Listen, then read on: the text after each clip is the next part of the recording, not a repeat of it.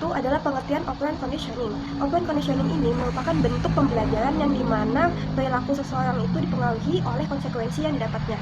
Nah, jika suatu perilaku itu diikuti oleh konsekuensi yang menyenangkan, maka perilaku tersebut cenderung akan diulang. Akan tetapi sebaliknya, ketika suatu perilaku itu mendapatkan konsekuensi yang tidak menyenangkan, maka perilaku tersebut cenderung tidak akan diulang ataupun bahkan dia berkurang. Nah, teori ini juga dikembangkan oleh tokoh behavioralisme yaitu B.F. Skinner.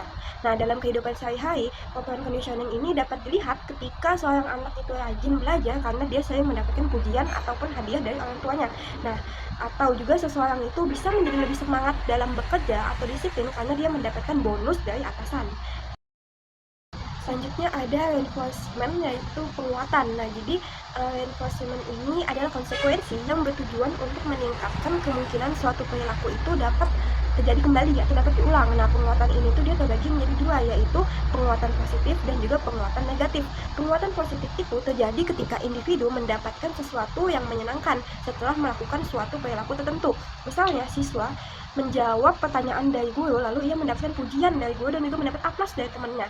Nah, perilaku ini akan terus diulangnya sehingga dia tuh termotivasi untuk selalu mengulang perilaku tersebut. Nah, selanjutnya ada penguatan negatif. Penguatan negatif ini terjadi ketika sesuatu yang tidak menyenangkan dihilangkan setelah perilaku dilakukan. Misalnya itu seorang siswa yang biasanya dimarahi karena tidak mengerjakan tugas. Nah, kemudian dia tidak akan mengulangi perilaku tersebut supaya tidak dimarahi. Selanjutnya ada punishment, yaitu hukuman. Punishment ini merupakan konsekuensi yang diberikan untuk mengurangi atau menurunkan kemungkinan suatu perilaku itu terjadi kembali atau adanya pengulangan. Nah, dalam operant conditioning yang dikembangkan oleh B.F. Skinner, punishment ini digunakan sebagai cara untuk melemahkan perilaku yang tidak diinginkan.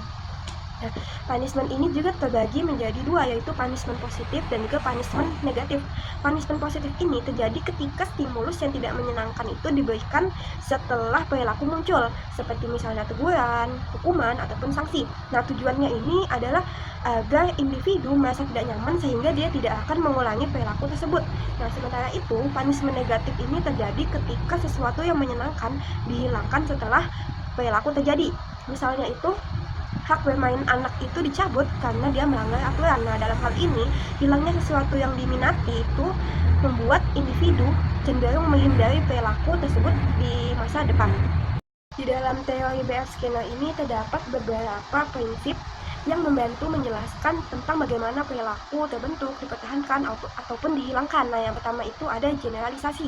Generalisasi ini merupakan kondisi ketika perilaku yang telah dipelajari itu muncul pada situasi yang mirip. Nah, artinya, individu itu tidak hanya menunjukkan perilaku tersebut pada suatu kondisi saja, akan tetapi juga pada kondisi lain yang menyerupai dalam kondisi tersebut.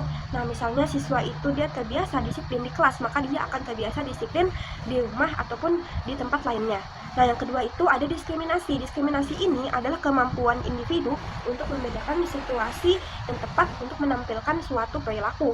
Dalam hal ini, individu itu belajar kapan suatu perilaku itu harus dilakukan dan kapan harus tidak dilakukan. Contohnya seperti siswa itu tahu kapan dia boleh bercanda kepada teman atau kapan dia tidak boleh bercanda kepada teman dalam suatu situasi tertentu. Selanjutnya ada extension, yaitu penghapusan. Nah, prinsip ini itu terjadi ketika suatu perilaku itu yang sebelumnya diperkuat, lalu dia tidak lagi mendapatkan reinforcement atau penguatan. Nah, sehingga perilaku itu lama-kelamaan akan menghilang. Misalnya dia anak yang berhenti menangis berlebihan karena orang tuanya itu tidak lagi menuruti keinginannya. Dengan berjalannya waktu, maka anak itu akan biasa saja, jadi tidak akan menangis lagi. Operant conditioning ini juga banyak sekali digunakan di dalam dunia pendidikan, seperti untuk membentuk perilaku siswa. Nah, jadi guru di sini dapat memberikan pujian, nilai, ataupun hadiah untuk meningkatkan perilaku positif, serta memberikan konsekuensi untuk perilaku yang negatif. Nah, dalam kehidupan sehari-hari, prinsip ini juga digunakan oleh orang tua dalam mendidik anaknya. Terus juga boleh atasan dalam dunia kerja, bahkan oleh individu sendiri dalam membentuk kebiasaan, seperti memberi reward kepada diri sendiri setelah mencapai target tertentu dalam kehidupan. Selanjutnya ada kelebihan dan juga keterbatasan dalam teori B.F. Skinner ini, yaitu operant conditioning. Nah, pendekatan ini itu memiliki kelebihan karena dia itu efektif dalam mengontrol dan juga membentuk perilaku, serta dia juga mudah diterapkan dalam berbagai situasi kondisi tertentu. Nah, baik di sekolah maupun itu di kehidupan sehari-hari. Nah, namun operant conditioning ini juga memiliki kekurangan ataupun keterbatasan karena dia ini terlalu menekankan pada faktor eksternal dan kurang memperhatikan pada proses berpikir individu. Selain itu juga penggunaan reward yang berlebihan itu dapat membuat seseorang bergantung kepada penghargaan. Selanjutnya ada jadwal reinforcement. Nah, dalam operant conditioning itu penguatan tidak selalu diberikan setiap saat, melainkan melalui pola tertentu yang disebut jadwal reinforcement. Nah, pola ini dia itu mempengaruhi seberapa kuat dan konsistennya suatu perilaku terbentuk. Nah, dalam jadwal reinforcement ini ada namanya fixed ratio. Nah, jadi fixed ratio ini adalah pemberian reinforcement setelah perilaku itu dilakukan dalam jumlah tertentu. Contohnya itu seseorang mendapatkan bonus setelah menyelesaikan 5 tugas. Nah, selanjutnya kedua ada variabel ratio. Nah, jadi variabel ratio ini adalah pemberian reinforcement secara tidak pasti, sehingga individu itu tidak tahu kapan akan mendapatkannya. Contohnya seperti bermain game atau media sosial yang membuat orang itu terus mengulang perilaku karena dia berharap mendapatkan hasil yang menyenangkan. Nah, yang ketiga itu ada fixed interval, yaitu pemberian reinforcement berdasarkan waktu yang tetap. Misalnya siswa itu belajar lebih giat menjelang ujian karena untuk evaluasi itu dilakukan di waktu tertentu. Nah, yang terakhir ada variabel interval, yaitu pemberian reinforcement dalam rentang waktu yang tidak menentu. Contohnya itu dosen yang tiba-tiba memberikan kuis membuat siswa itu cenderung lebih konsisten dalam belajar. Selanjutnya ada shaping. Shaping ini adalah pembentukan perilaku. Nah, shaping ini merupakan proses membentuk perilaku secara bertahap melalui pemberian reinforcement pada setiap langkah kecil menuju perilaku yang diinginkan. Selanjutnya ada framework principle.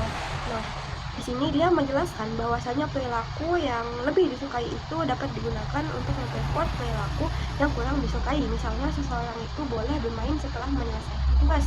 Nah, yang terakhir itu ada nama self-regulation.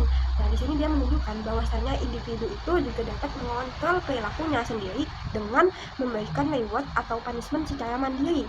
Seperti dia memberi hadiah pada diri sendiri setelah mencapai target, atau ketika dia tidak mencapai target, dia akan memberikan dirinya punishment, yaitu misal tidak boleh memegang HP atau belajar terus-menerus seperti itu.